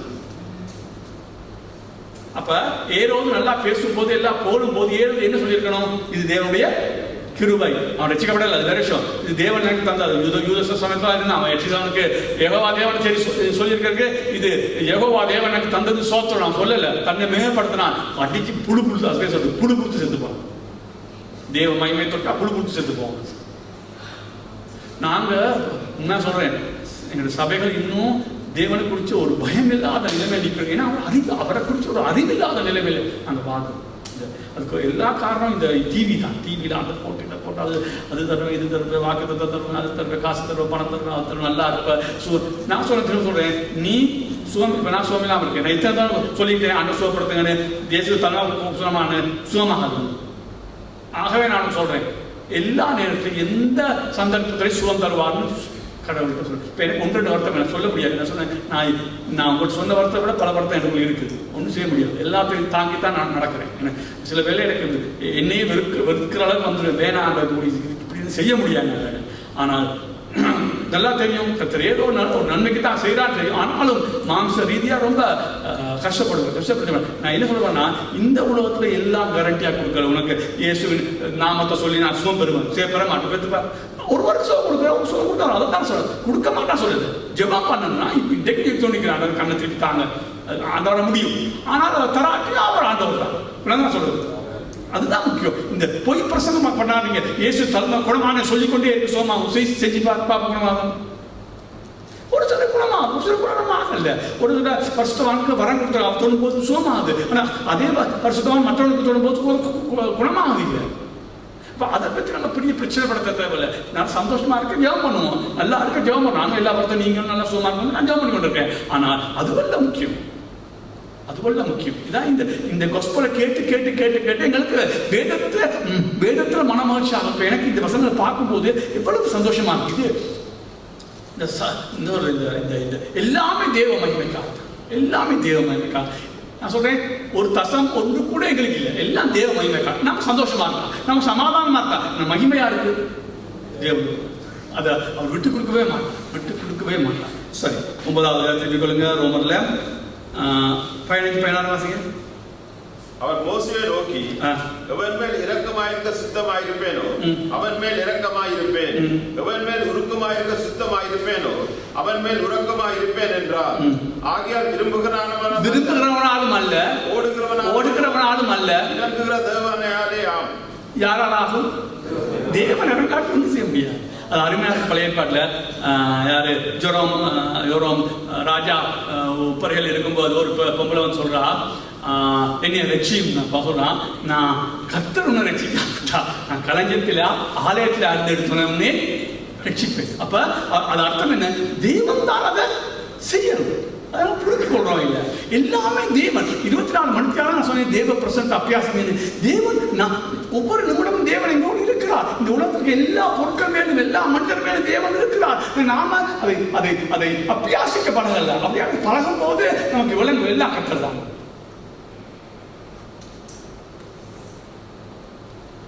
காலத்தில் 1:5 நிற்கிறேன், 15 ஒரு 5 இல்லை 15 பாருங்க. கலாத்தியர்.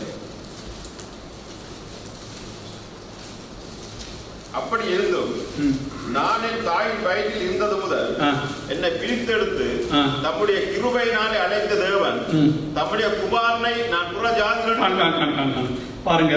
அப்படி இருந்தும் நான் தாயின் வயிற்றில் இருந்தது முதல் என்னை பிரித்தெடுத்து தம்முடைய கிருபையினால் அழைத்த தேவன். நாங்கள் கிருபை பார்த்தோம், பவுலுக்கு தான் உண்மைப்படி கிருபை கொடுக்க கூடாதான் ஆண்டவர் கிருபை கொடுத்தார். ஏன் நமக்கு தெரியாது, அவருடைய மகிமைக்கு போச்சுக்காக அவர் செய்கிறார். 2:9 வாசிங்க.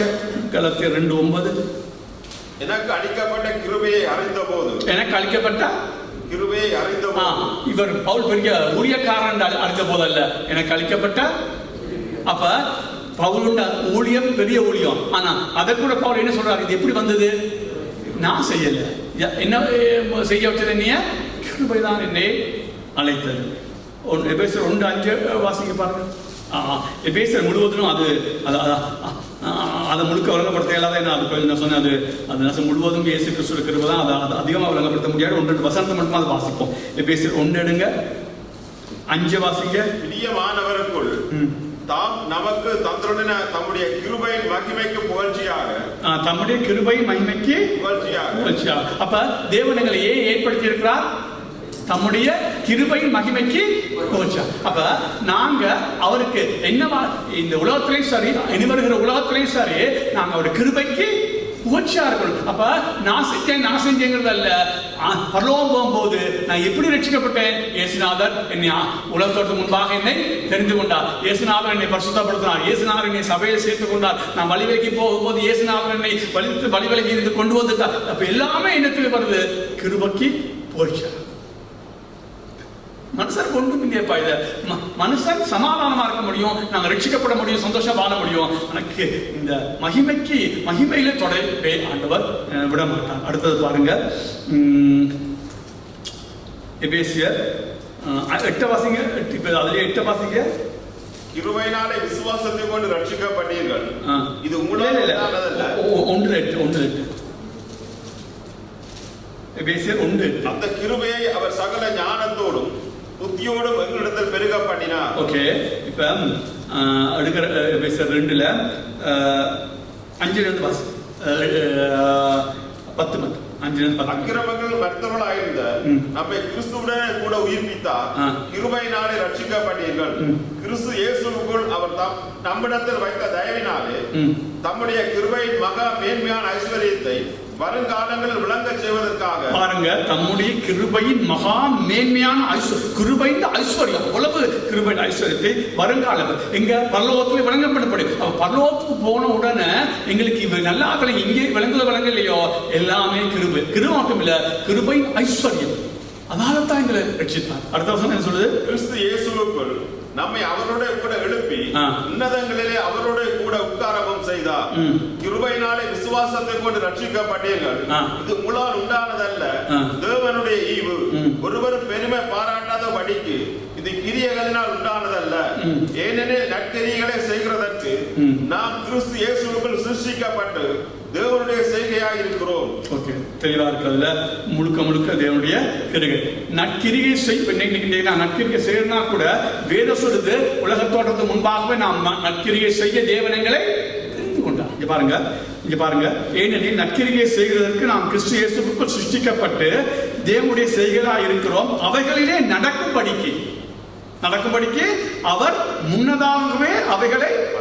இப்ப நான் இன்னைக்கு பிரசங்கம் பண்றேன், இதுல பலன் கிடைக்குன்னு வச்சா இது உலக தோற்றத்துக்கு முன்பாகவே ஆண்டவர் செஞ்சுட்டாரு, அதை முன்குறிச்சு வச்சுட்டாரு. அதுதான் நான் செய்யறேன். இப்ப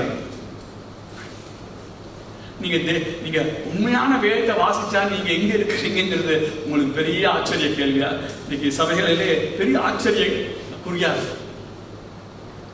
இந்த பைபிள்ல சொல்லப்படாதெல்லாம் நம்ம பிரசங்கம் பண்றோம், பைபிள் சொல்றது ஒன்றும் பிரசங்கம் பண்றோம்.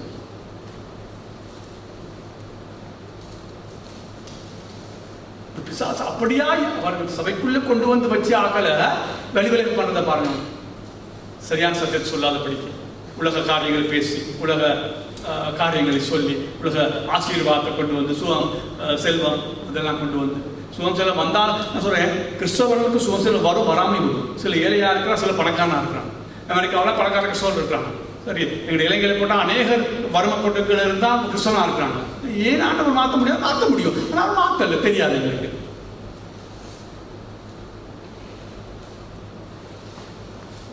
இந்த செழிப்பு உபதேசம் பண்றவங்க, அந்த செழிப்பு உபதேசம் பண்றவங்க தான் பலகாரனா இருக்கான். அங்கே மற்றதெல்லாம் ஏழை தான், பாவம். அது காசை கொடுத்துட்டு பேசாமல் இருக்குது. அது இவனெல்லாம் ஹெலிகாப்டர்லையும் பெரிய சில பெரிய பாஸ்டரை கேட்டால் ஹெலிகாப்டர் இருக்குது, ஜெட் பிளேன் இருக்குது, பாஸ்டர் நாட்டை, மற்றது சுவிசேஷர்கிட்ட ஸ்விம்மிங் பூல் இருக்குது. ஒரு ஆசனா ஒரு வாஸ் வந்து 30,000 பவுன்ஸுக்கு வாங்கி வச்சிருக்கு. ஒரு ஒரு லேடி 30,000 பவுன்ஸுக்கு ஒரு வாஸ். அதுக்கு நாங்கள் ஒரு வீடியோ வாங்கிடலாம். அப்படி ஏமாற்றி வச்சிருக்காங்க. ஜனங்கள் எல்லாம் பிளே காட்டி வச்சிருக்காங்க. ஜனங்களும் ஏமாந்து போறாங்க. பரலோகத்தை குறித்து எந்த அறிவு இல்லை, பரலோகம் போறதுக்குரிய எந்த காரியத்தையும் சொல்லிக் கொடுக்கல. ஆகவே கவனமா நம்ம ஜாக்கிரதையா இருப்போம். ஓகே, பிலிப்பியர் 1:6 பிலிப்பியர் 2:12-13. ஆதலால் எனக்கு பிரியமானவர்களே, நீங்கள் எப்பொழுதும் கீழ்ப்படுகிறபடியே நான் உங்களுக்கு சமயமா இருக்கும் பொழுது மாத்திரமல்ல, நான் தூரமா இருந்தும் தூரமா இருக்கிற இப்பொழுதும் அதிக பயத்தோடும் நடுக்கத்தோடும் உங்கள் ரட்சிப்பு நிறைவேற பிரயாசப்படுங்கள். ஏனெனில் தேவனே தம்முடைய தயவுள்ள சித்தத்தின்படி விருப்பத்தையும் செய்கையையும் உங்கள் கவனிங்க, நல்லா கவனிங்க. இது பாருங்க, நல்லா கவனிங்க. சரியா, இதான் திரும்பி காசு பைபிள் படிப்போட கவனிக்கணும். எல்லா சத்தத்தை வெளியில போடணும். பஞ்சாயத்து சத்தம் போடலாம், சத்தம் போடும். நீங்க பேசாம நான் படிக்க போறேன், படிங்க. நீங்க படிக்கும் போது கவனமாகுங்க, அதுலயே கவனத்தை செலுத்துங்க. வேற கவனத்தை கொடுத்தா அந்த வாசிங்க, அதே கவனம் செலுத்துங்க. என்ன பாருங்க. அதெல்லாம் எனக்கு பிரியமானவர்களே, நீங்கள் எப்பொழுதும் கீழ்ப்படிப்படி நான் உங்களுக்கு சமீபமா இருக்கும் போது மாத்திரமல்ல, நான் தூரமா இருக்கிற இப்பொழுதும் அதிக பயத்தோடு நடுக்கத்தோடு ரட்சிப்பு நிறைவேற பிரயாசப்படுங்கள். யார் பிரயாசப்பட சொல்லி இருக்குது? எங்களை. ஆனா அடுத்த வருஷம் என்ன சொல்லுது? ஏனெனில் தேவனே தம்முடைய சித்தத்தின்படி விருப்பத்தை செய்களை உங்களிலே. இப்ப நான் திரும்ப சொன்னேன், தேவ கிருபை பின்னால் வேலை செய்யுது. நீ நான் பயத்தோடு நடுக்கத்தோடு ரட்சிப்பு நிறைவேற்ற பிரயாசப்பட்ட அர்த்தம் என்னன்னா, தேவன் பின்னுக்கு என்ன செய்யறாரு? உண்டுதான். இத ஜான் பனியனுடைய அந்த காட்சியில் நான் சொல்லுது போல, நெருப்பு பத்தி கொண்டு இருக்குது, தண்ணி ஊற்றிக்கொண்டே இருக்கா பிசாசு, தண்ணி ஊற்றிக்கொண்டே இருக்கா. அது மாதிரி எங்களுக்கு பல பிரச்சனை வேணாம், ஐயோ எனக்கு வருத்தமா இருக்கு, வேணாம் இந்த இயேசுநாதர் வேணாம், உண்மை இவ்வளவு வருத்தம் ஆண்டவர் வேணான்னு சொன்னாலும், ஆனாலும் நான் என்ன செய்யறேன், சபையை விட்டு போகல, ரட்சிப்பை விட்டு விலகல, தேவ மகிமையை குறித்து பேசுறேன், தேவனை குறித்து பேசுறேன், இவ்வளவு பிரச்சனைக்குள்ளையும் ஏன் அங்க பின்னாடி யாரோ ஒருத்தர் எண்ணெய் ஊத்துறான், அது யாரு? பரிசுத்த ரட்சிப்பு கர்த்தருடையது. யாரும் சொல்ல வேண்டும் நீ ரட்சிக்கப்பட்டேன், நான் சொல்றேன் நீ ரட்சிக்கப்பட்டா கர்த்தருடையது. சரி, ஒரு வசனம் அது பொய்யான்னு பார்ப்போம். சரி, இது பார்ப்போம். நான் சொன்னேன் எல்லாம் நான் வேட்டை இருக்கேன், இவ்வளவு வசனம் இருக்கிறது காரணம் நீங்க வேட்டை எடுக்காட்டி நீங்க பொய் நிற்பீங்கன்னு அநேகர் நீங்க ப்ரொஸ்பெக்டிவ் ஹாஸ்பிட்டலே நல்லா இருப்போங்கிற அந்த ஹாஸ்பிட்டலே தான் வளர்ந்துட்டோம். அப்போ தேவை 13 எடுங்க. அப்போ சொல்ல 13:48, அப்போ சொல்ல 13:48.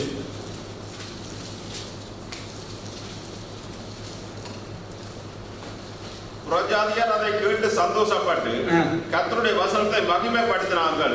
நித்திய ஜீவனுக்கு நியமிக்கப்பட்டவர்கள் அவர்களோ அவர்கள் விசுவாசித்தார்கள். யார் விசுவாசித்தா? நியமித்தவங்க தான். அப்ப உலக தோற்றத்துக்கு முன்பாகவே உண்டு. நான் இது உங்களுக்கு கஷ்டமா இருந்தா பரவாயில்ல விட்டுருங்க, ஆனால் இதுதான் உண்மை. எல்லாமே கிருபை, ஆனால் நாம் கடமையா செஞ்சு ஆகணும். அது எப்படி யோவானுடைய ஹோலி ஸ்பிரிட் அருமையான புத்தகம், வாசிக்க சரியான கஷ்டம், ஆனால் அருமையான முன்னக்கட்டு வாசிச்சா அது ஒரு பெரிய ஒரு கிருபை. நான் ஒரு தடவை வாசிச்சுட்டு 2 தடவை வாசிட்டு 3ஆவது தடவை வாசிக்க கஷ்டமா இருக்கும். அது வாசிக்க பரிசுத்தாவியை குறித்து தெளிவான உபதேசம். அதுல சொல்றாரு எல்லாமே கிருபை, அதுல கை போடாது, எல்லாமே கிருபை. நீ ரட்சிக்கப்பட்டியா சொல்லாத அவனை விட நான் தான் விசுவாசி சொல்லாத விசுவாசத்தை கொண்டு வந்தது யாரு? ஆண்டவராகிய இயேசு கிறிஸ்து தான். சொல்லி சொல்றாரு தேவ கிருபை ஒருவன்ல வருமா இருந்தால் அவன் நிச்சயமா கிரியை செய்யும். சொல்றாங்க, தேவ கிருபை ஒருவனை தொடுமா இருந்தால் அவன் நிச்சயமா கிரியை செய்வான். அவன் கஷ்டப்படுவான், பிரச்சனைப்படுவான், பிரயோஜனப்படுவான், எல்லாம் செய்வான். ஆனால் செய்து முடிச்சுட்டு என்ன சொல்லுவான்? கர்த்தாவே நான் சரணடைஞ்சேன், நீர் எல்லாத்த விட என்னை விசேஷமாக்கினவர் நீர் தான். இது உனக்கு சொல்ல தெரியாது. நான் கூட இப்போ எனக்கு சில வேளை எனக்கு கருத்து போய் உங்களை இப்படியே உங்களுக்கு அது விளங்குதா விளங்கலையா என்ன செய்றீங்கன்னு எனக்கு அது புரியல. ஆனால் எனக்கு நல்லா தெரியும். நான் 1000 மடங்கு எடுத்து பைபிள் முழுவதும் எடுத்து உதாரணத்துக்கு சொல்றேன். இஸ்ரவேலர் ஏன் ஆண்டு தெரிஞ்சுக்கொண்டார்?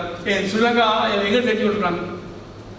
அவருடைய கிருபை ஏன்னு சொல்ல முடியாது. அது அவருடைய அறிவு கெட்டாத மூலம் அது என்ன தெரியாது. அவர் தெரிஞ்சு கொண்டார். நான் சொல்ல எங்க தெரிஞ்சுக்கொள்ளாமே விட்டீங்க. கர்த்தர் அவர் பிறவிட மாட்டார். அவர் சத்தியம் உள்ளவர், அவர் நீதி உள்ளவர், அவர் அன்புள்ளவர், அவர் ஞானம் உள்ளவர், அவர் எல்லாத்தையும் அறிந்த தேவர். அவர் இஸ்ரவேலை எடுத்து உலகம் முழுவதும் ஆசீர்வதிக்க நினைச்சார். ஏன் ஸ்ரீலங்காவை எடுத்து ஆசீர்வாதம் நினைக்கல? அது கர்த்தருடைய காரியம். மறைவானவர்கள் கர்த்தருடையது, அதுக்கு தலைய போறாங்க. வெளிப்படுத்துற எங்களுக்கு வெளிப்படுத்துற என்ன? நீ என்ன செய்தாலும் இந்த கிருபையினால் தான் நேர்ச்சி. உதாரணத்துக்கு இன்னொரு வருஷம் இருக்குமா? 2 தெசலோனிக்கேயர் 2 தெசலோனிக்கேயர் 2:13. எல்லாரும் நாங்க ஏதோ பெரிய பலவாங்கமா நினைச்சுக்கொண்டிருக்கோம். கர்த்தருக்கு பிரியமான சகோதரரே, நீங்கள் ஆவியினாலே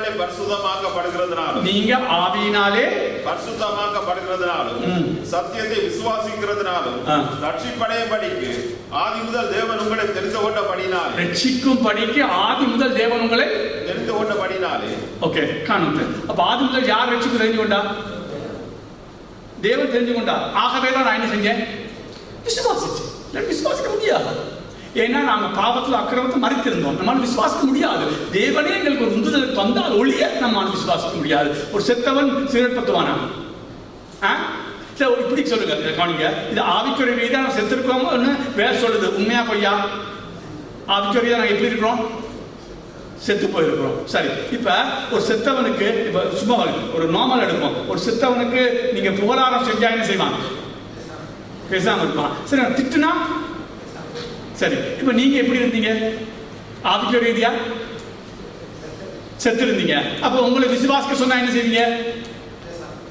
பேசாம இருப்பீங்க. விசுவாசிக்க வேணான்னு சொன்னாலும் அப்ப நீங்க எப்படி விசுவாசித்தீங்க? தேவக்கு பிறந்தா. இதுதான் ஒருவனை விட மற்றவனை விசேஷித்து ஆக்கினார். ஆனால் மற்றவன் ஆண்டவரையே தொடர தெரியாது. எனக்கு தெரியாது. பைபிள் பதிலீங்க. இயேசு வரும்போது நீ விசுவாசித்திருந்தால் தேவன் உன்னை உலக தோற்றத்துக்கு முன்பாக உன்னை முன் கொடுத்தார். இது ஆச்சரியத்திலும் ஆச்சரியம், இது அதிசயத்திலும் அதிசயம், இது சந்தோஷத்திலையும் சந்தோஷம். இதெல்லாம் படித்து கழி கூட தொடங்கிட்டீங்கன்னா உலகத்துக்கு திரும்ப உலக சந்தோஷத்தை போக மாட்டோம். காசு பணம் பேங்க்ல காசா சேர்த்து கள்ளமா நோட்டு போட்டு வைக்க முடியும். எனக்கு இதெல்லாம் படிக்கிறது ஒரு கஷ்டமா பரவாயில்ல போய் வாங்க. உலக தோற்றத்துக்கு முன்பாகவே இந்த பேரை இயேசு பிதா இயேசு சொல்லியிருக்காங்க. இவனை நான் முன்குடிச்சிருக்கேன். உங்கள் ஒவ்வொரு நீங்க ரட்சிக்கப்பட்டிருந்தா ஒவ்வொரு பேரையும் உலக தோற்றம், அதாவது பூமி உலகம் பூமி தோன்றும் முன்னே உன் பேரை கற்று வச்சிருக்கா. யாரு மனுஷன் இல்லை, வானத்தை பூமி படைச்ச தெய்வம், காணக்கூடாத இறைவன். மேல் சொல்லுது அவர் நித்தியானந்தம் உள்ளவர், ஏக சக்கராதிபதி, ராஜாதி ராஜா, கர்த்தாதி கர்த்தா, யாரும் காணக்கூடாத இறைவன், யாரும் கண்டிராத காணக்கூடாத இறைவன். ஒளி காணக்கூடாத ஒளியே வாசம் அந்த தெய்வம் என்ற பேரை சொல்லி உலகத்தோடு முன்பா சொல்லிருக்குது. லோகத்தில் நான் ரட்சிக்கப்படுறேன். இதை விட சந்தோஷம் வேற இல்லை, இதை விட மகிழ்ச்சி வேற இல்லை. நான் சொன்னேன் என்னுடைய பைபிள் ஸ்டடிக்கோ என்னுடைய ஞாயிற்று 6 தான் படிக்கணும்னு விருப்பமாட்டி வராது. இது 1000 இடம் எடுத்தோம், 1000 இடம் எடுத்து காட்டுறேன். 1 தீமோத்தேயு 2 தீமோத்தேயு 1:9 பாருங்க. எல்லாம் கிருபை. அதாவது தான் பவுல் யார் என்ன நன்மை செஞ்சாலும் கடவுளுக்கு நன்றி சொல்றார். ஏன்னா அவர் இவரை முன்குறிச்சிருக்கா, இவருக்கு கிருபையை கொடுத்திருக்கா, இவருக்கு விசுவாசத்தை வர்த்திக்க பண்ணிருக்கா, இவரை விசேஷமான ஆக்கியிருக்கா. அப்ப எல்லா மகிமையும் தேவனுக்கு ஸ்தோத்திரம். அவர் நம்முடைய கிரியைகளின்படி நம்மை ரட்சிக்காமல் நம்முடைய தீர்மானத்தின்படியும் ஆதிகாலம் முதல் கிறிஸ்து இயேசுவுக்குள் நமக்கு அருளப்பட்ட கிருபையின்படியும் நம்மை ரட்சித்து பரிசுத்த அழைப்பினாலே அழைத்தார். அப்ப கவனிக்க, அவர் நம்முடைய கிரியையின்படியப்ப நான் விசுவாசிக்க போறேன், நான் நல்லா இருப்பேன், கிரியையின்படி அவர் ரட்சிக்கல. எப்படி ரட்சித்தார்? தம்முடைய அவருடைய சித்தத்தின்படி நான் செய்வேன், தன்னுடைய தீர்மானத்தின்படி. அவர் தீர்மானிச்சார், நீ தீர்மானிக்கல. ரட்சிக்கப்படுறதா இல்ல, நீ தீர்மானிக்கல. தம்முடைய தீர்மானத்தின்படி ஆதி முதல் கிறிஸ்து இயேசுவுக்கு நமக்கு அருளப்பட்ட கிருபையின்படியையும் நம்ம ரட்சித்து பரிசுத்த அழைப்பினாலே அழைத்தார். ராமநாதன். இப்ப நல்லா கவனிங்க, பாருங்க, இது ஒரு கஷ்டமா இருக்கும். ஆனால் கொஞ்சம் கொஞ்சம் விலகி கொள்ளுங்க. போக போக நான் திரும்ப இதை பிரசவம் பண்ணும் போது உங்களுக்கு உடனே எல்லாம் வராது. மரியாதை போல எடுத்து உள்ள வச்சுட்டு அடுத்த வாசிக்கும் போது ஸ்லோவா வாசிக்கும் போது அட பாச சொன்ன இந்த காரியங்கள் வருதேப்பா அப்படி நீ வாசிக்க போறோம். அப்படி இல்லை பிரயோஜனம் இல்லை. நீ வந்து கேட்டுட்டு போறல ஒரு பிரயோஜனம் இல்லை. இதே எடுங்க, எபேசியர் எடுங்க, 1ஆவது அதிகாரம்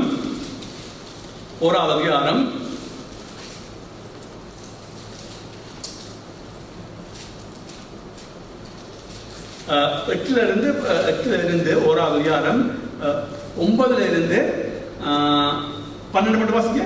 காலங்கள் நிறைவேறும் போது விளங்கும் நியமத்தின்படி பரலோகத்தில் இருக்கிறவைகளும் பூலோகத்தில் இருக்கிறவைகளும் ஆகிய சகலம் கிறிஸ்துவுக்குள்ளே கூட்டப்பட வேண்டும் என்று. அப்படின்னா என்ன? ஒரு நாள் வரும், எல்லாம் கிறிஸ்துவுக்குள்ள வந்துடும். எல்லாம் இந்த உலகம் எல்லாம் அழிக்கப்பட்டு புதிய வானம் புதிய பூமி தோங்கி இனி யார் ராஜாதி ராஜாவா இருப்பா? இயேசு கிறிஸ்து. எபிரே சொல்லுது, உங்களுடைய குமாரனை பார்த்து தேவன் சொல்றாரு, உங்களுடைய சிங்காசனம் என்றென்றைக்கும் நிலைநிற்கும், உங்களுடைய செங்கோல் நீதியுள்ள செங்கோல். இது இப்ப மரியாதை வயிற்றுல பிள்ளை வரும்போது அவர் சொல்றாரு, யாரு கபிரியேல் சொல்றாரு, உனக்கு ஒரு பிள்ளை பெறும், அது இயேசுன்னு பெயரிடுவாயாக, அவர் பெரியவராக இருப்பார், உன்னதமானவருடைய குமாரன் எனப்படுவார், தாவீது இல்ல கர்த்தராகிய தேவன் தாவீது சிங்காசனத்தை உனக்கு அருளுவார். அடுத்த வருஷம் சொல்லுது, அவர் யாக்கோபின் குடும்பத்தாரை என்றென்றைக்கும் அரசாளர், அவர் ராஜ்யத்துக்கு குடிவேறார். அப்ப ஒரு காலம் வரப்போகுது, புரிஞ்சுக்கோ. இந்த உலகத்தையே பார்த்து நாசமா போகாத.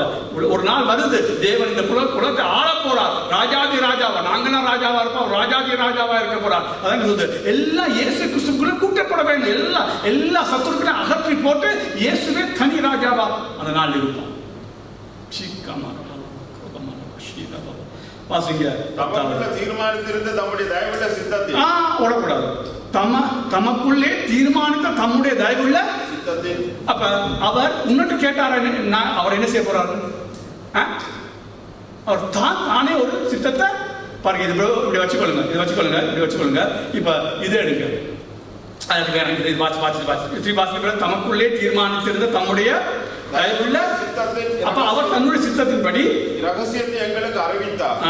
மேலும் கிறிஸ்துவின் மேல் நம்பிக்கையா இருந்த நாங்கள் அவருடைய மகிமைக்கு புகழ்ச்சியாக. எல்லாம் சொல்லுங்க, மகிமைக்கு திரும்ப பாருங்க. அவருடைய மகிமைக்கு புகழ்ச்சி தான் இந்த உலகமே உருளுது. அடுத்தது தமது சித்தத்தின் ஆலோசனைக்கு தக்கதாக எல்லாவற்றையும் நடப்பிக்க அவருடைய தீர்மானத்தின்படி தம்முடைய சித்தத்தின் ஆலோசனைக்கு தக்கதாக எல்லாவற்றையும் நடப்பிக்கிற அவருடைய தீர்மானத்தின்படி.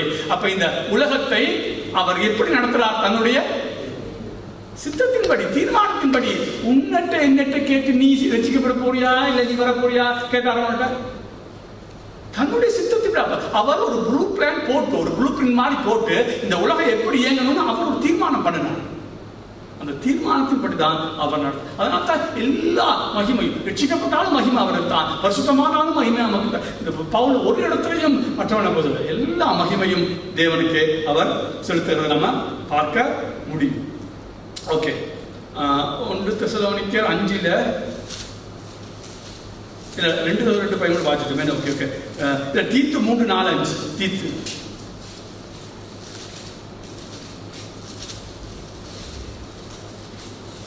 பொய்யுரியாத தேவன் ஆதி காலம் முதல் நித்திய ஜீவனை குறித்து வாக்குத்தத்தம் பண்ணி அதை குறித்த நம்பிக்கையை பற்றி தேவ பக்திக்கு ஏதுவான சத்தியத்தை அறிகிற அறிவும்.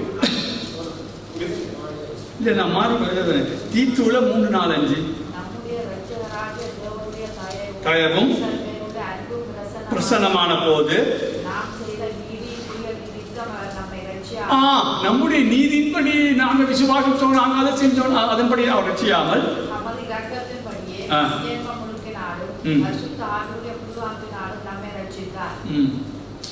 அடுத்தது நமது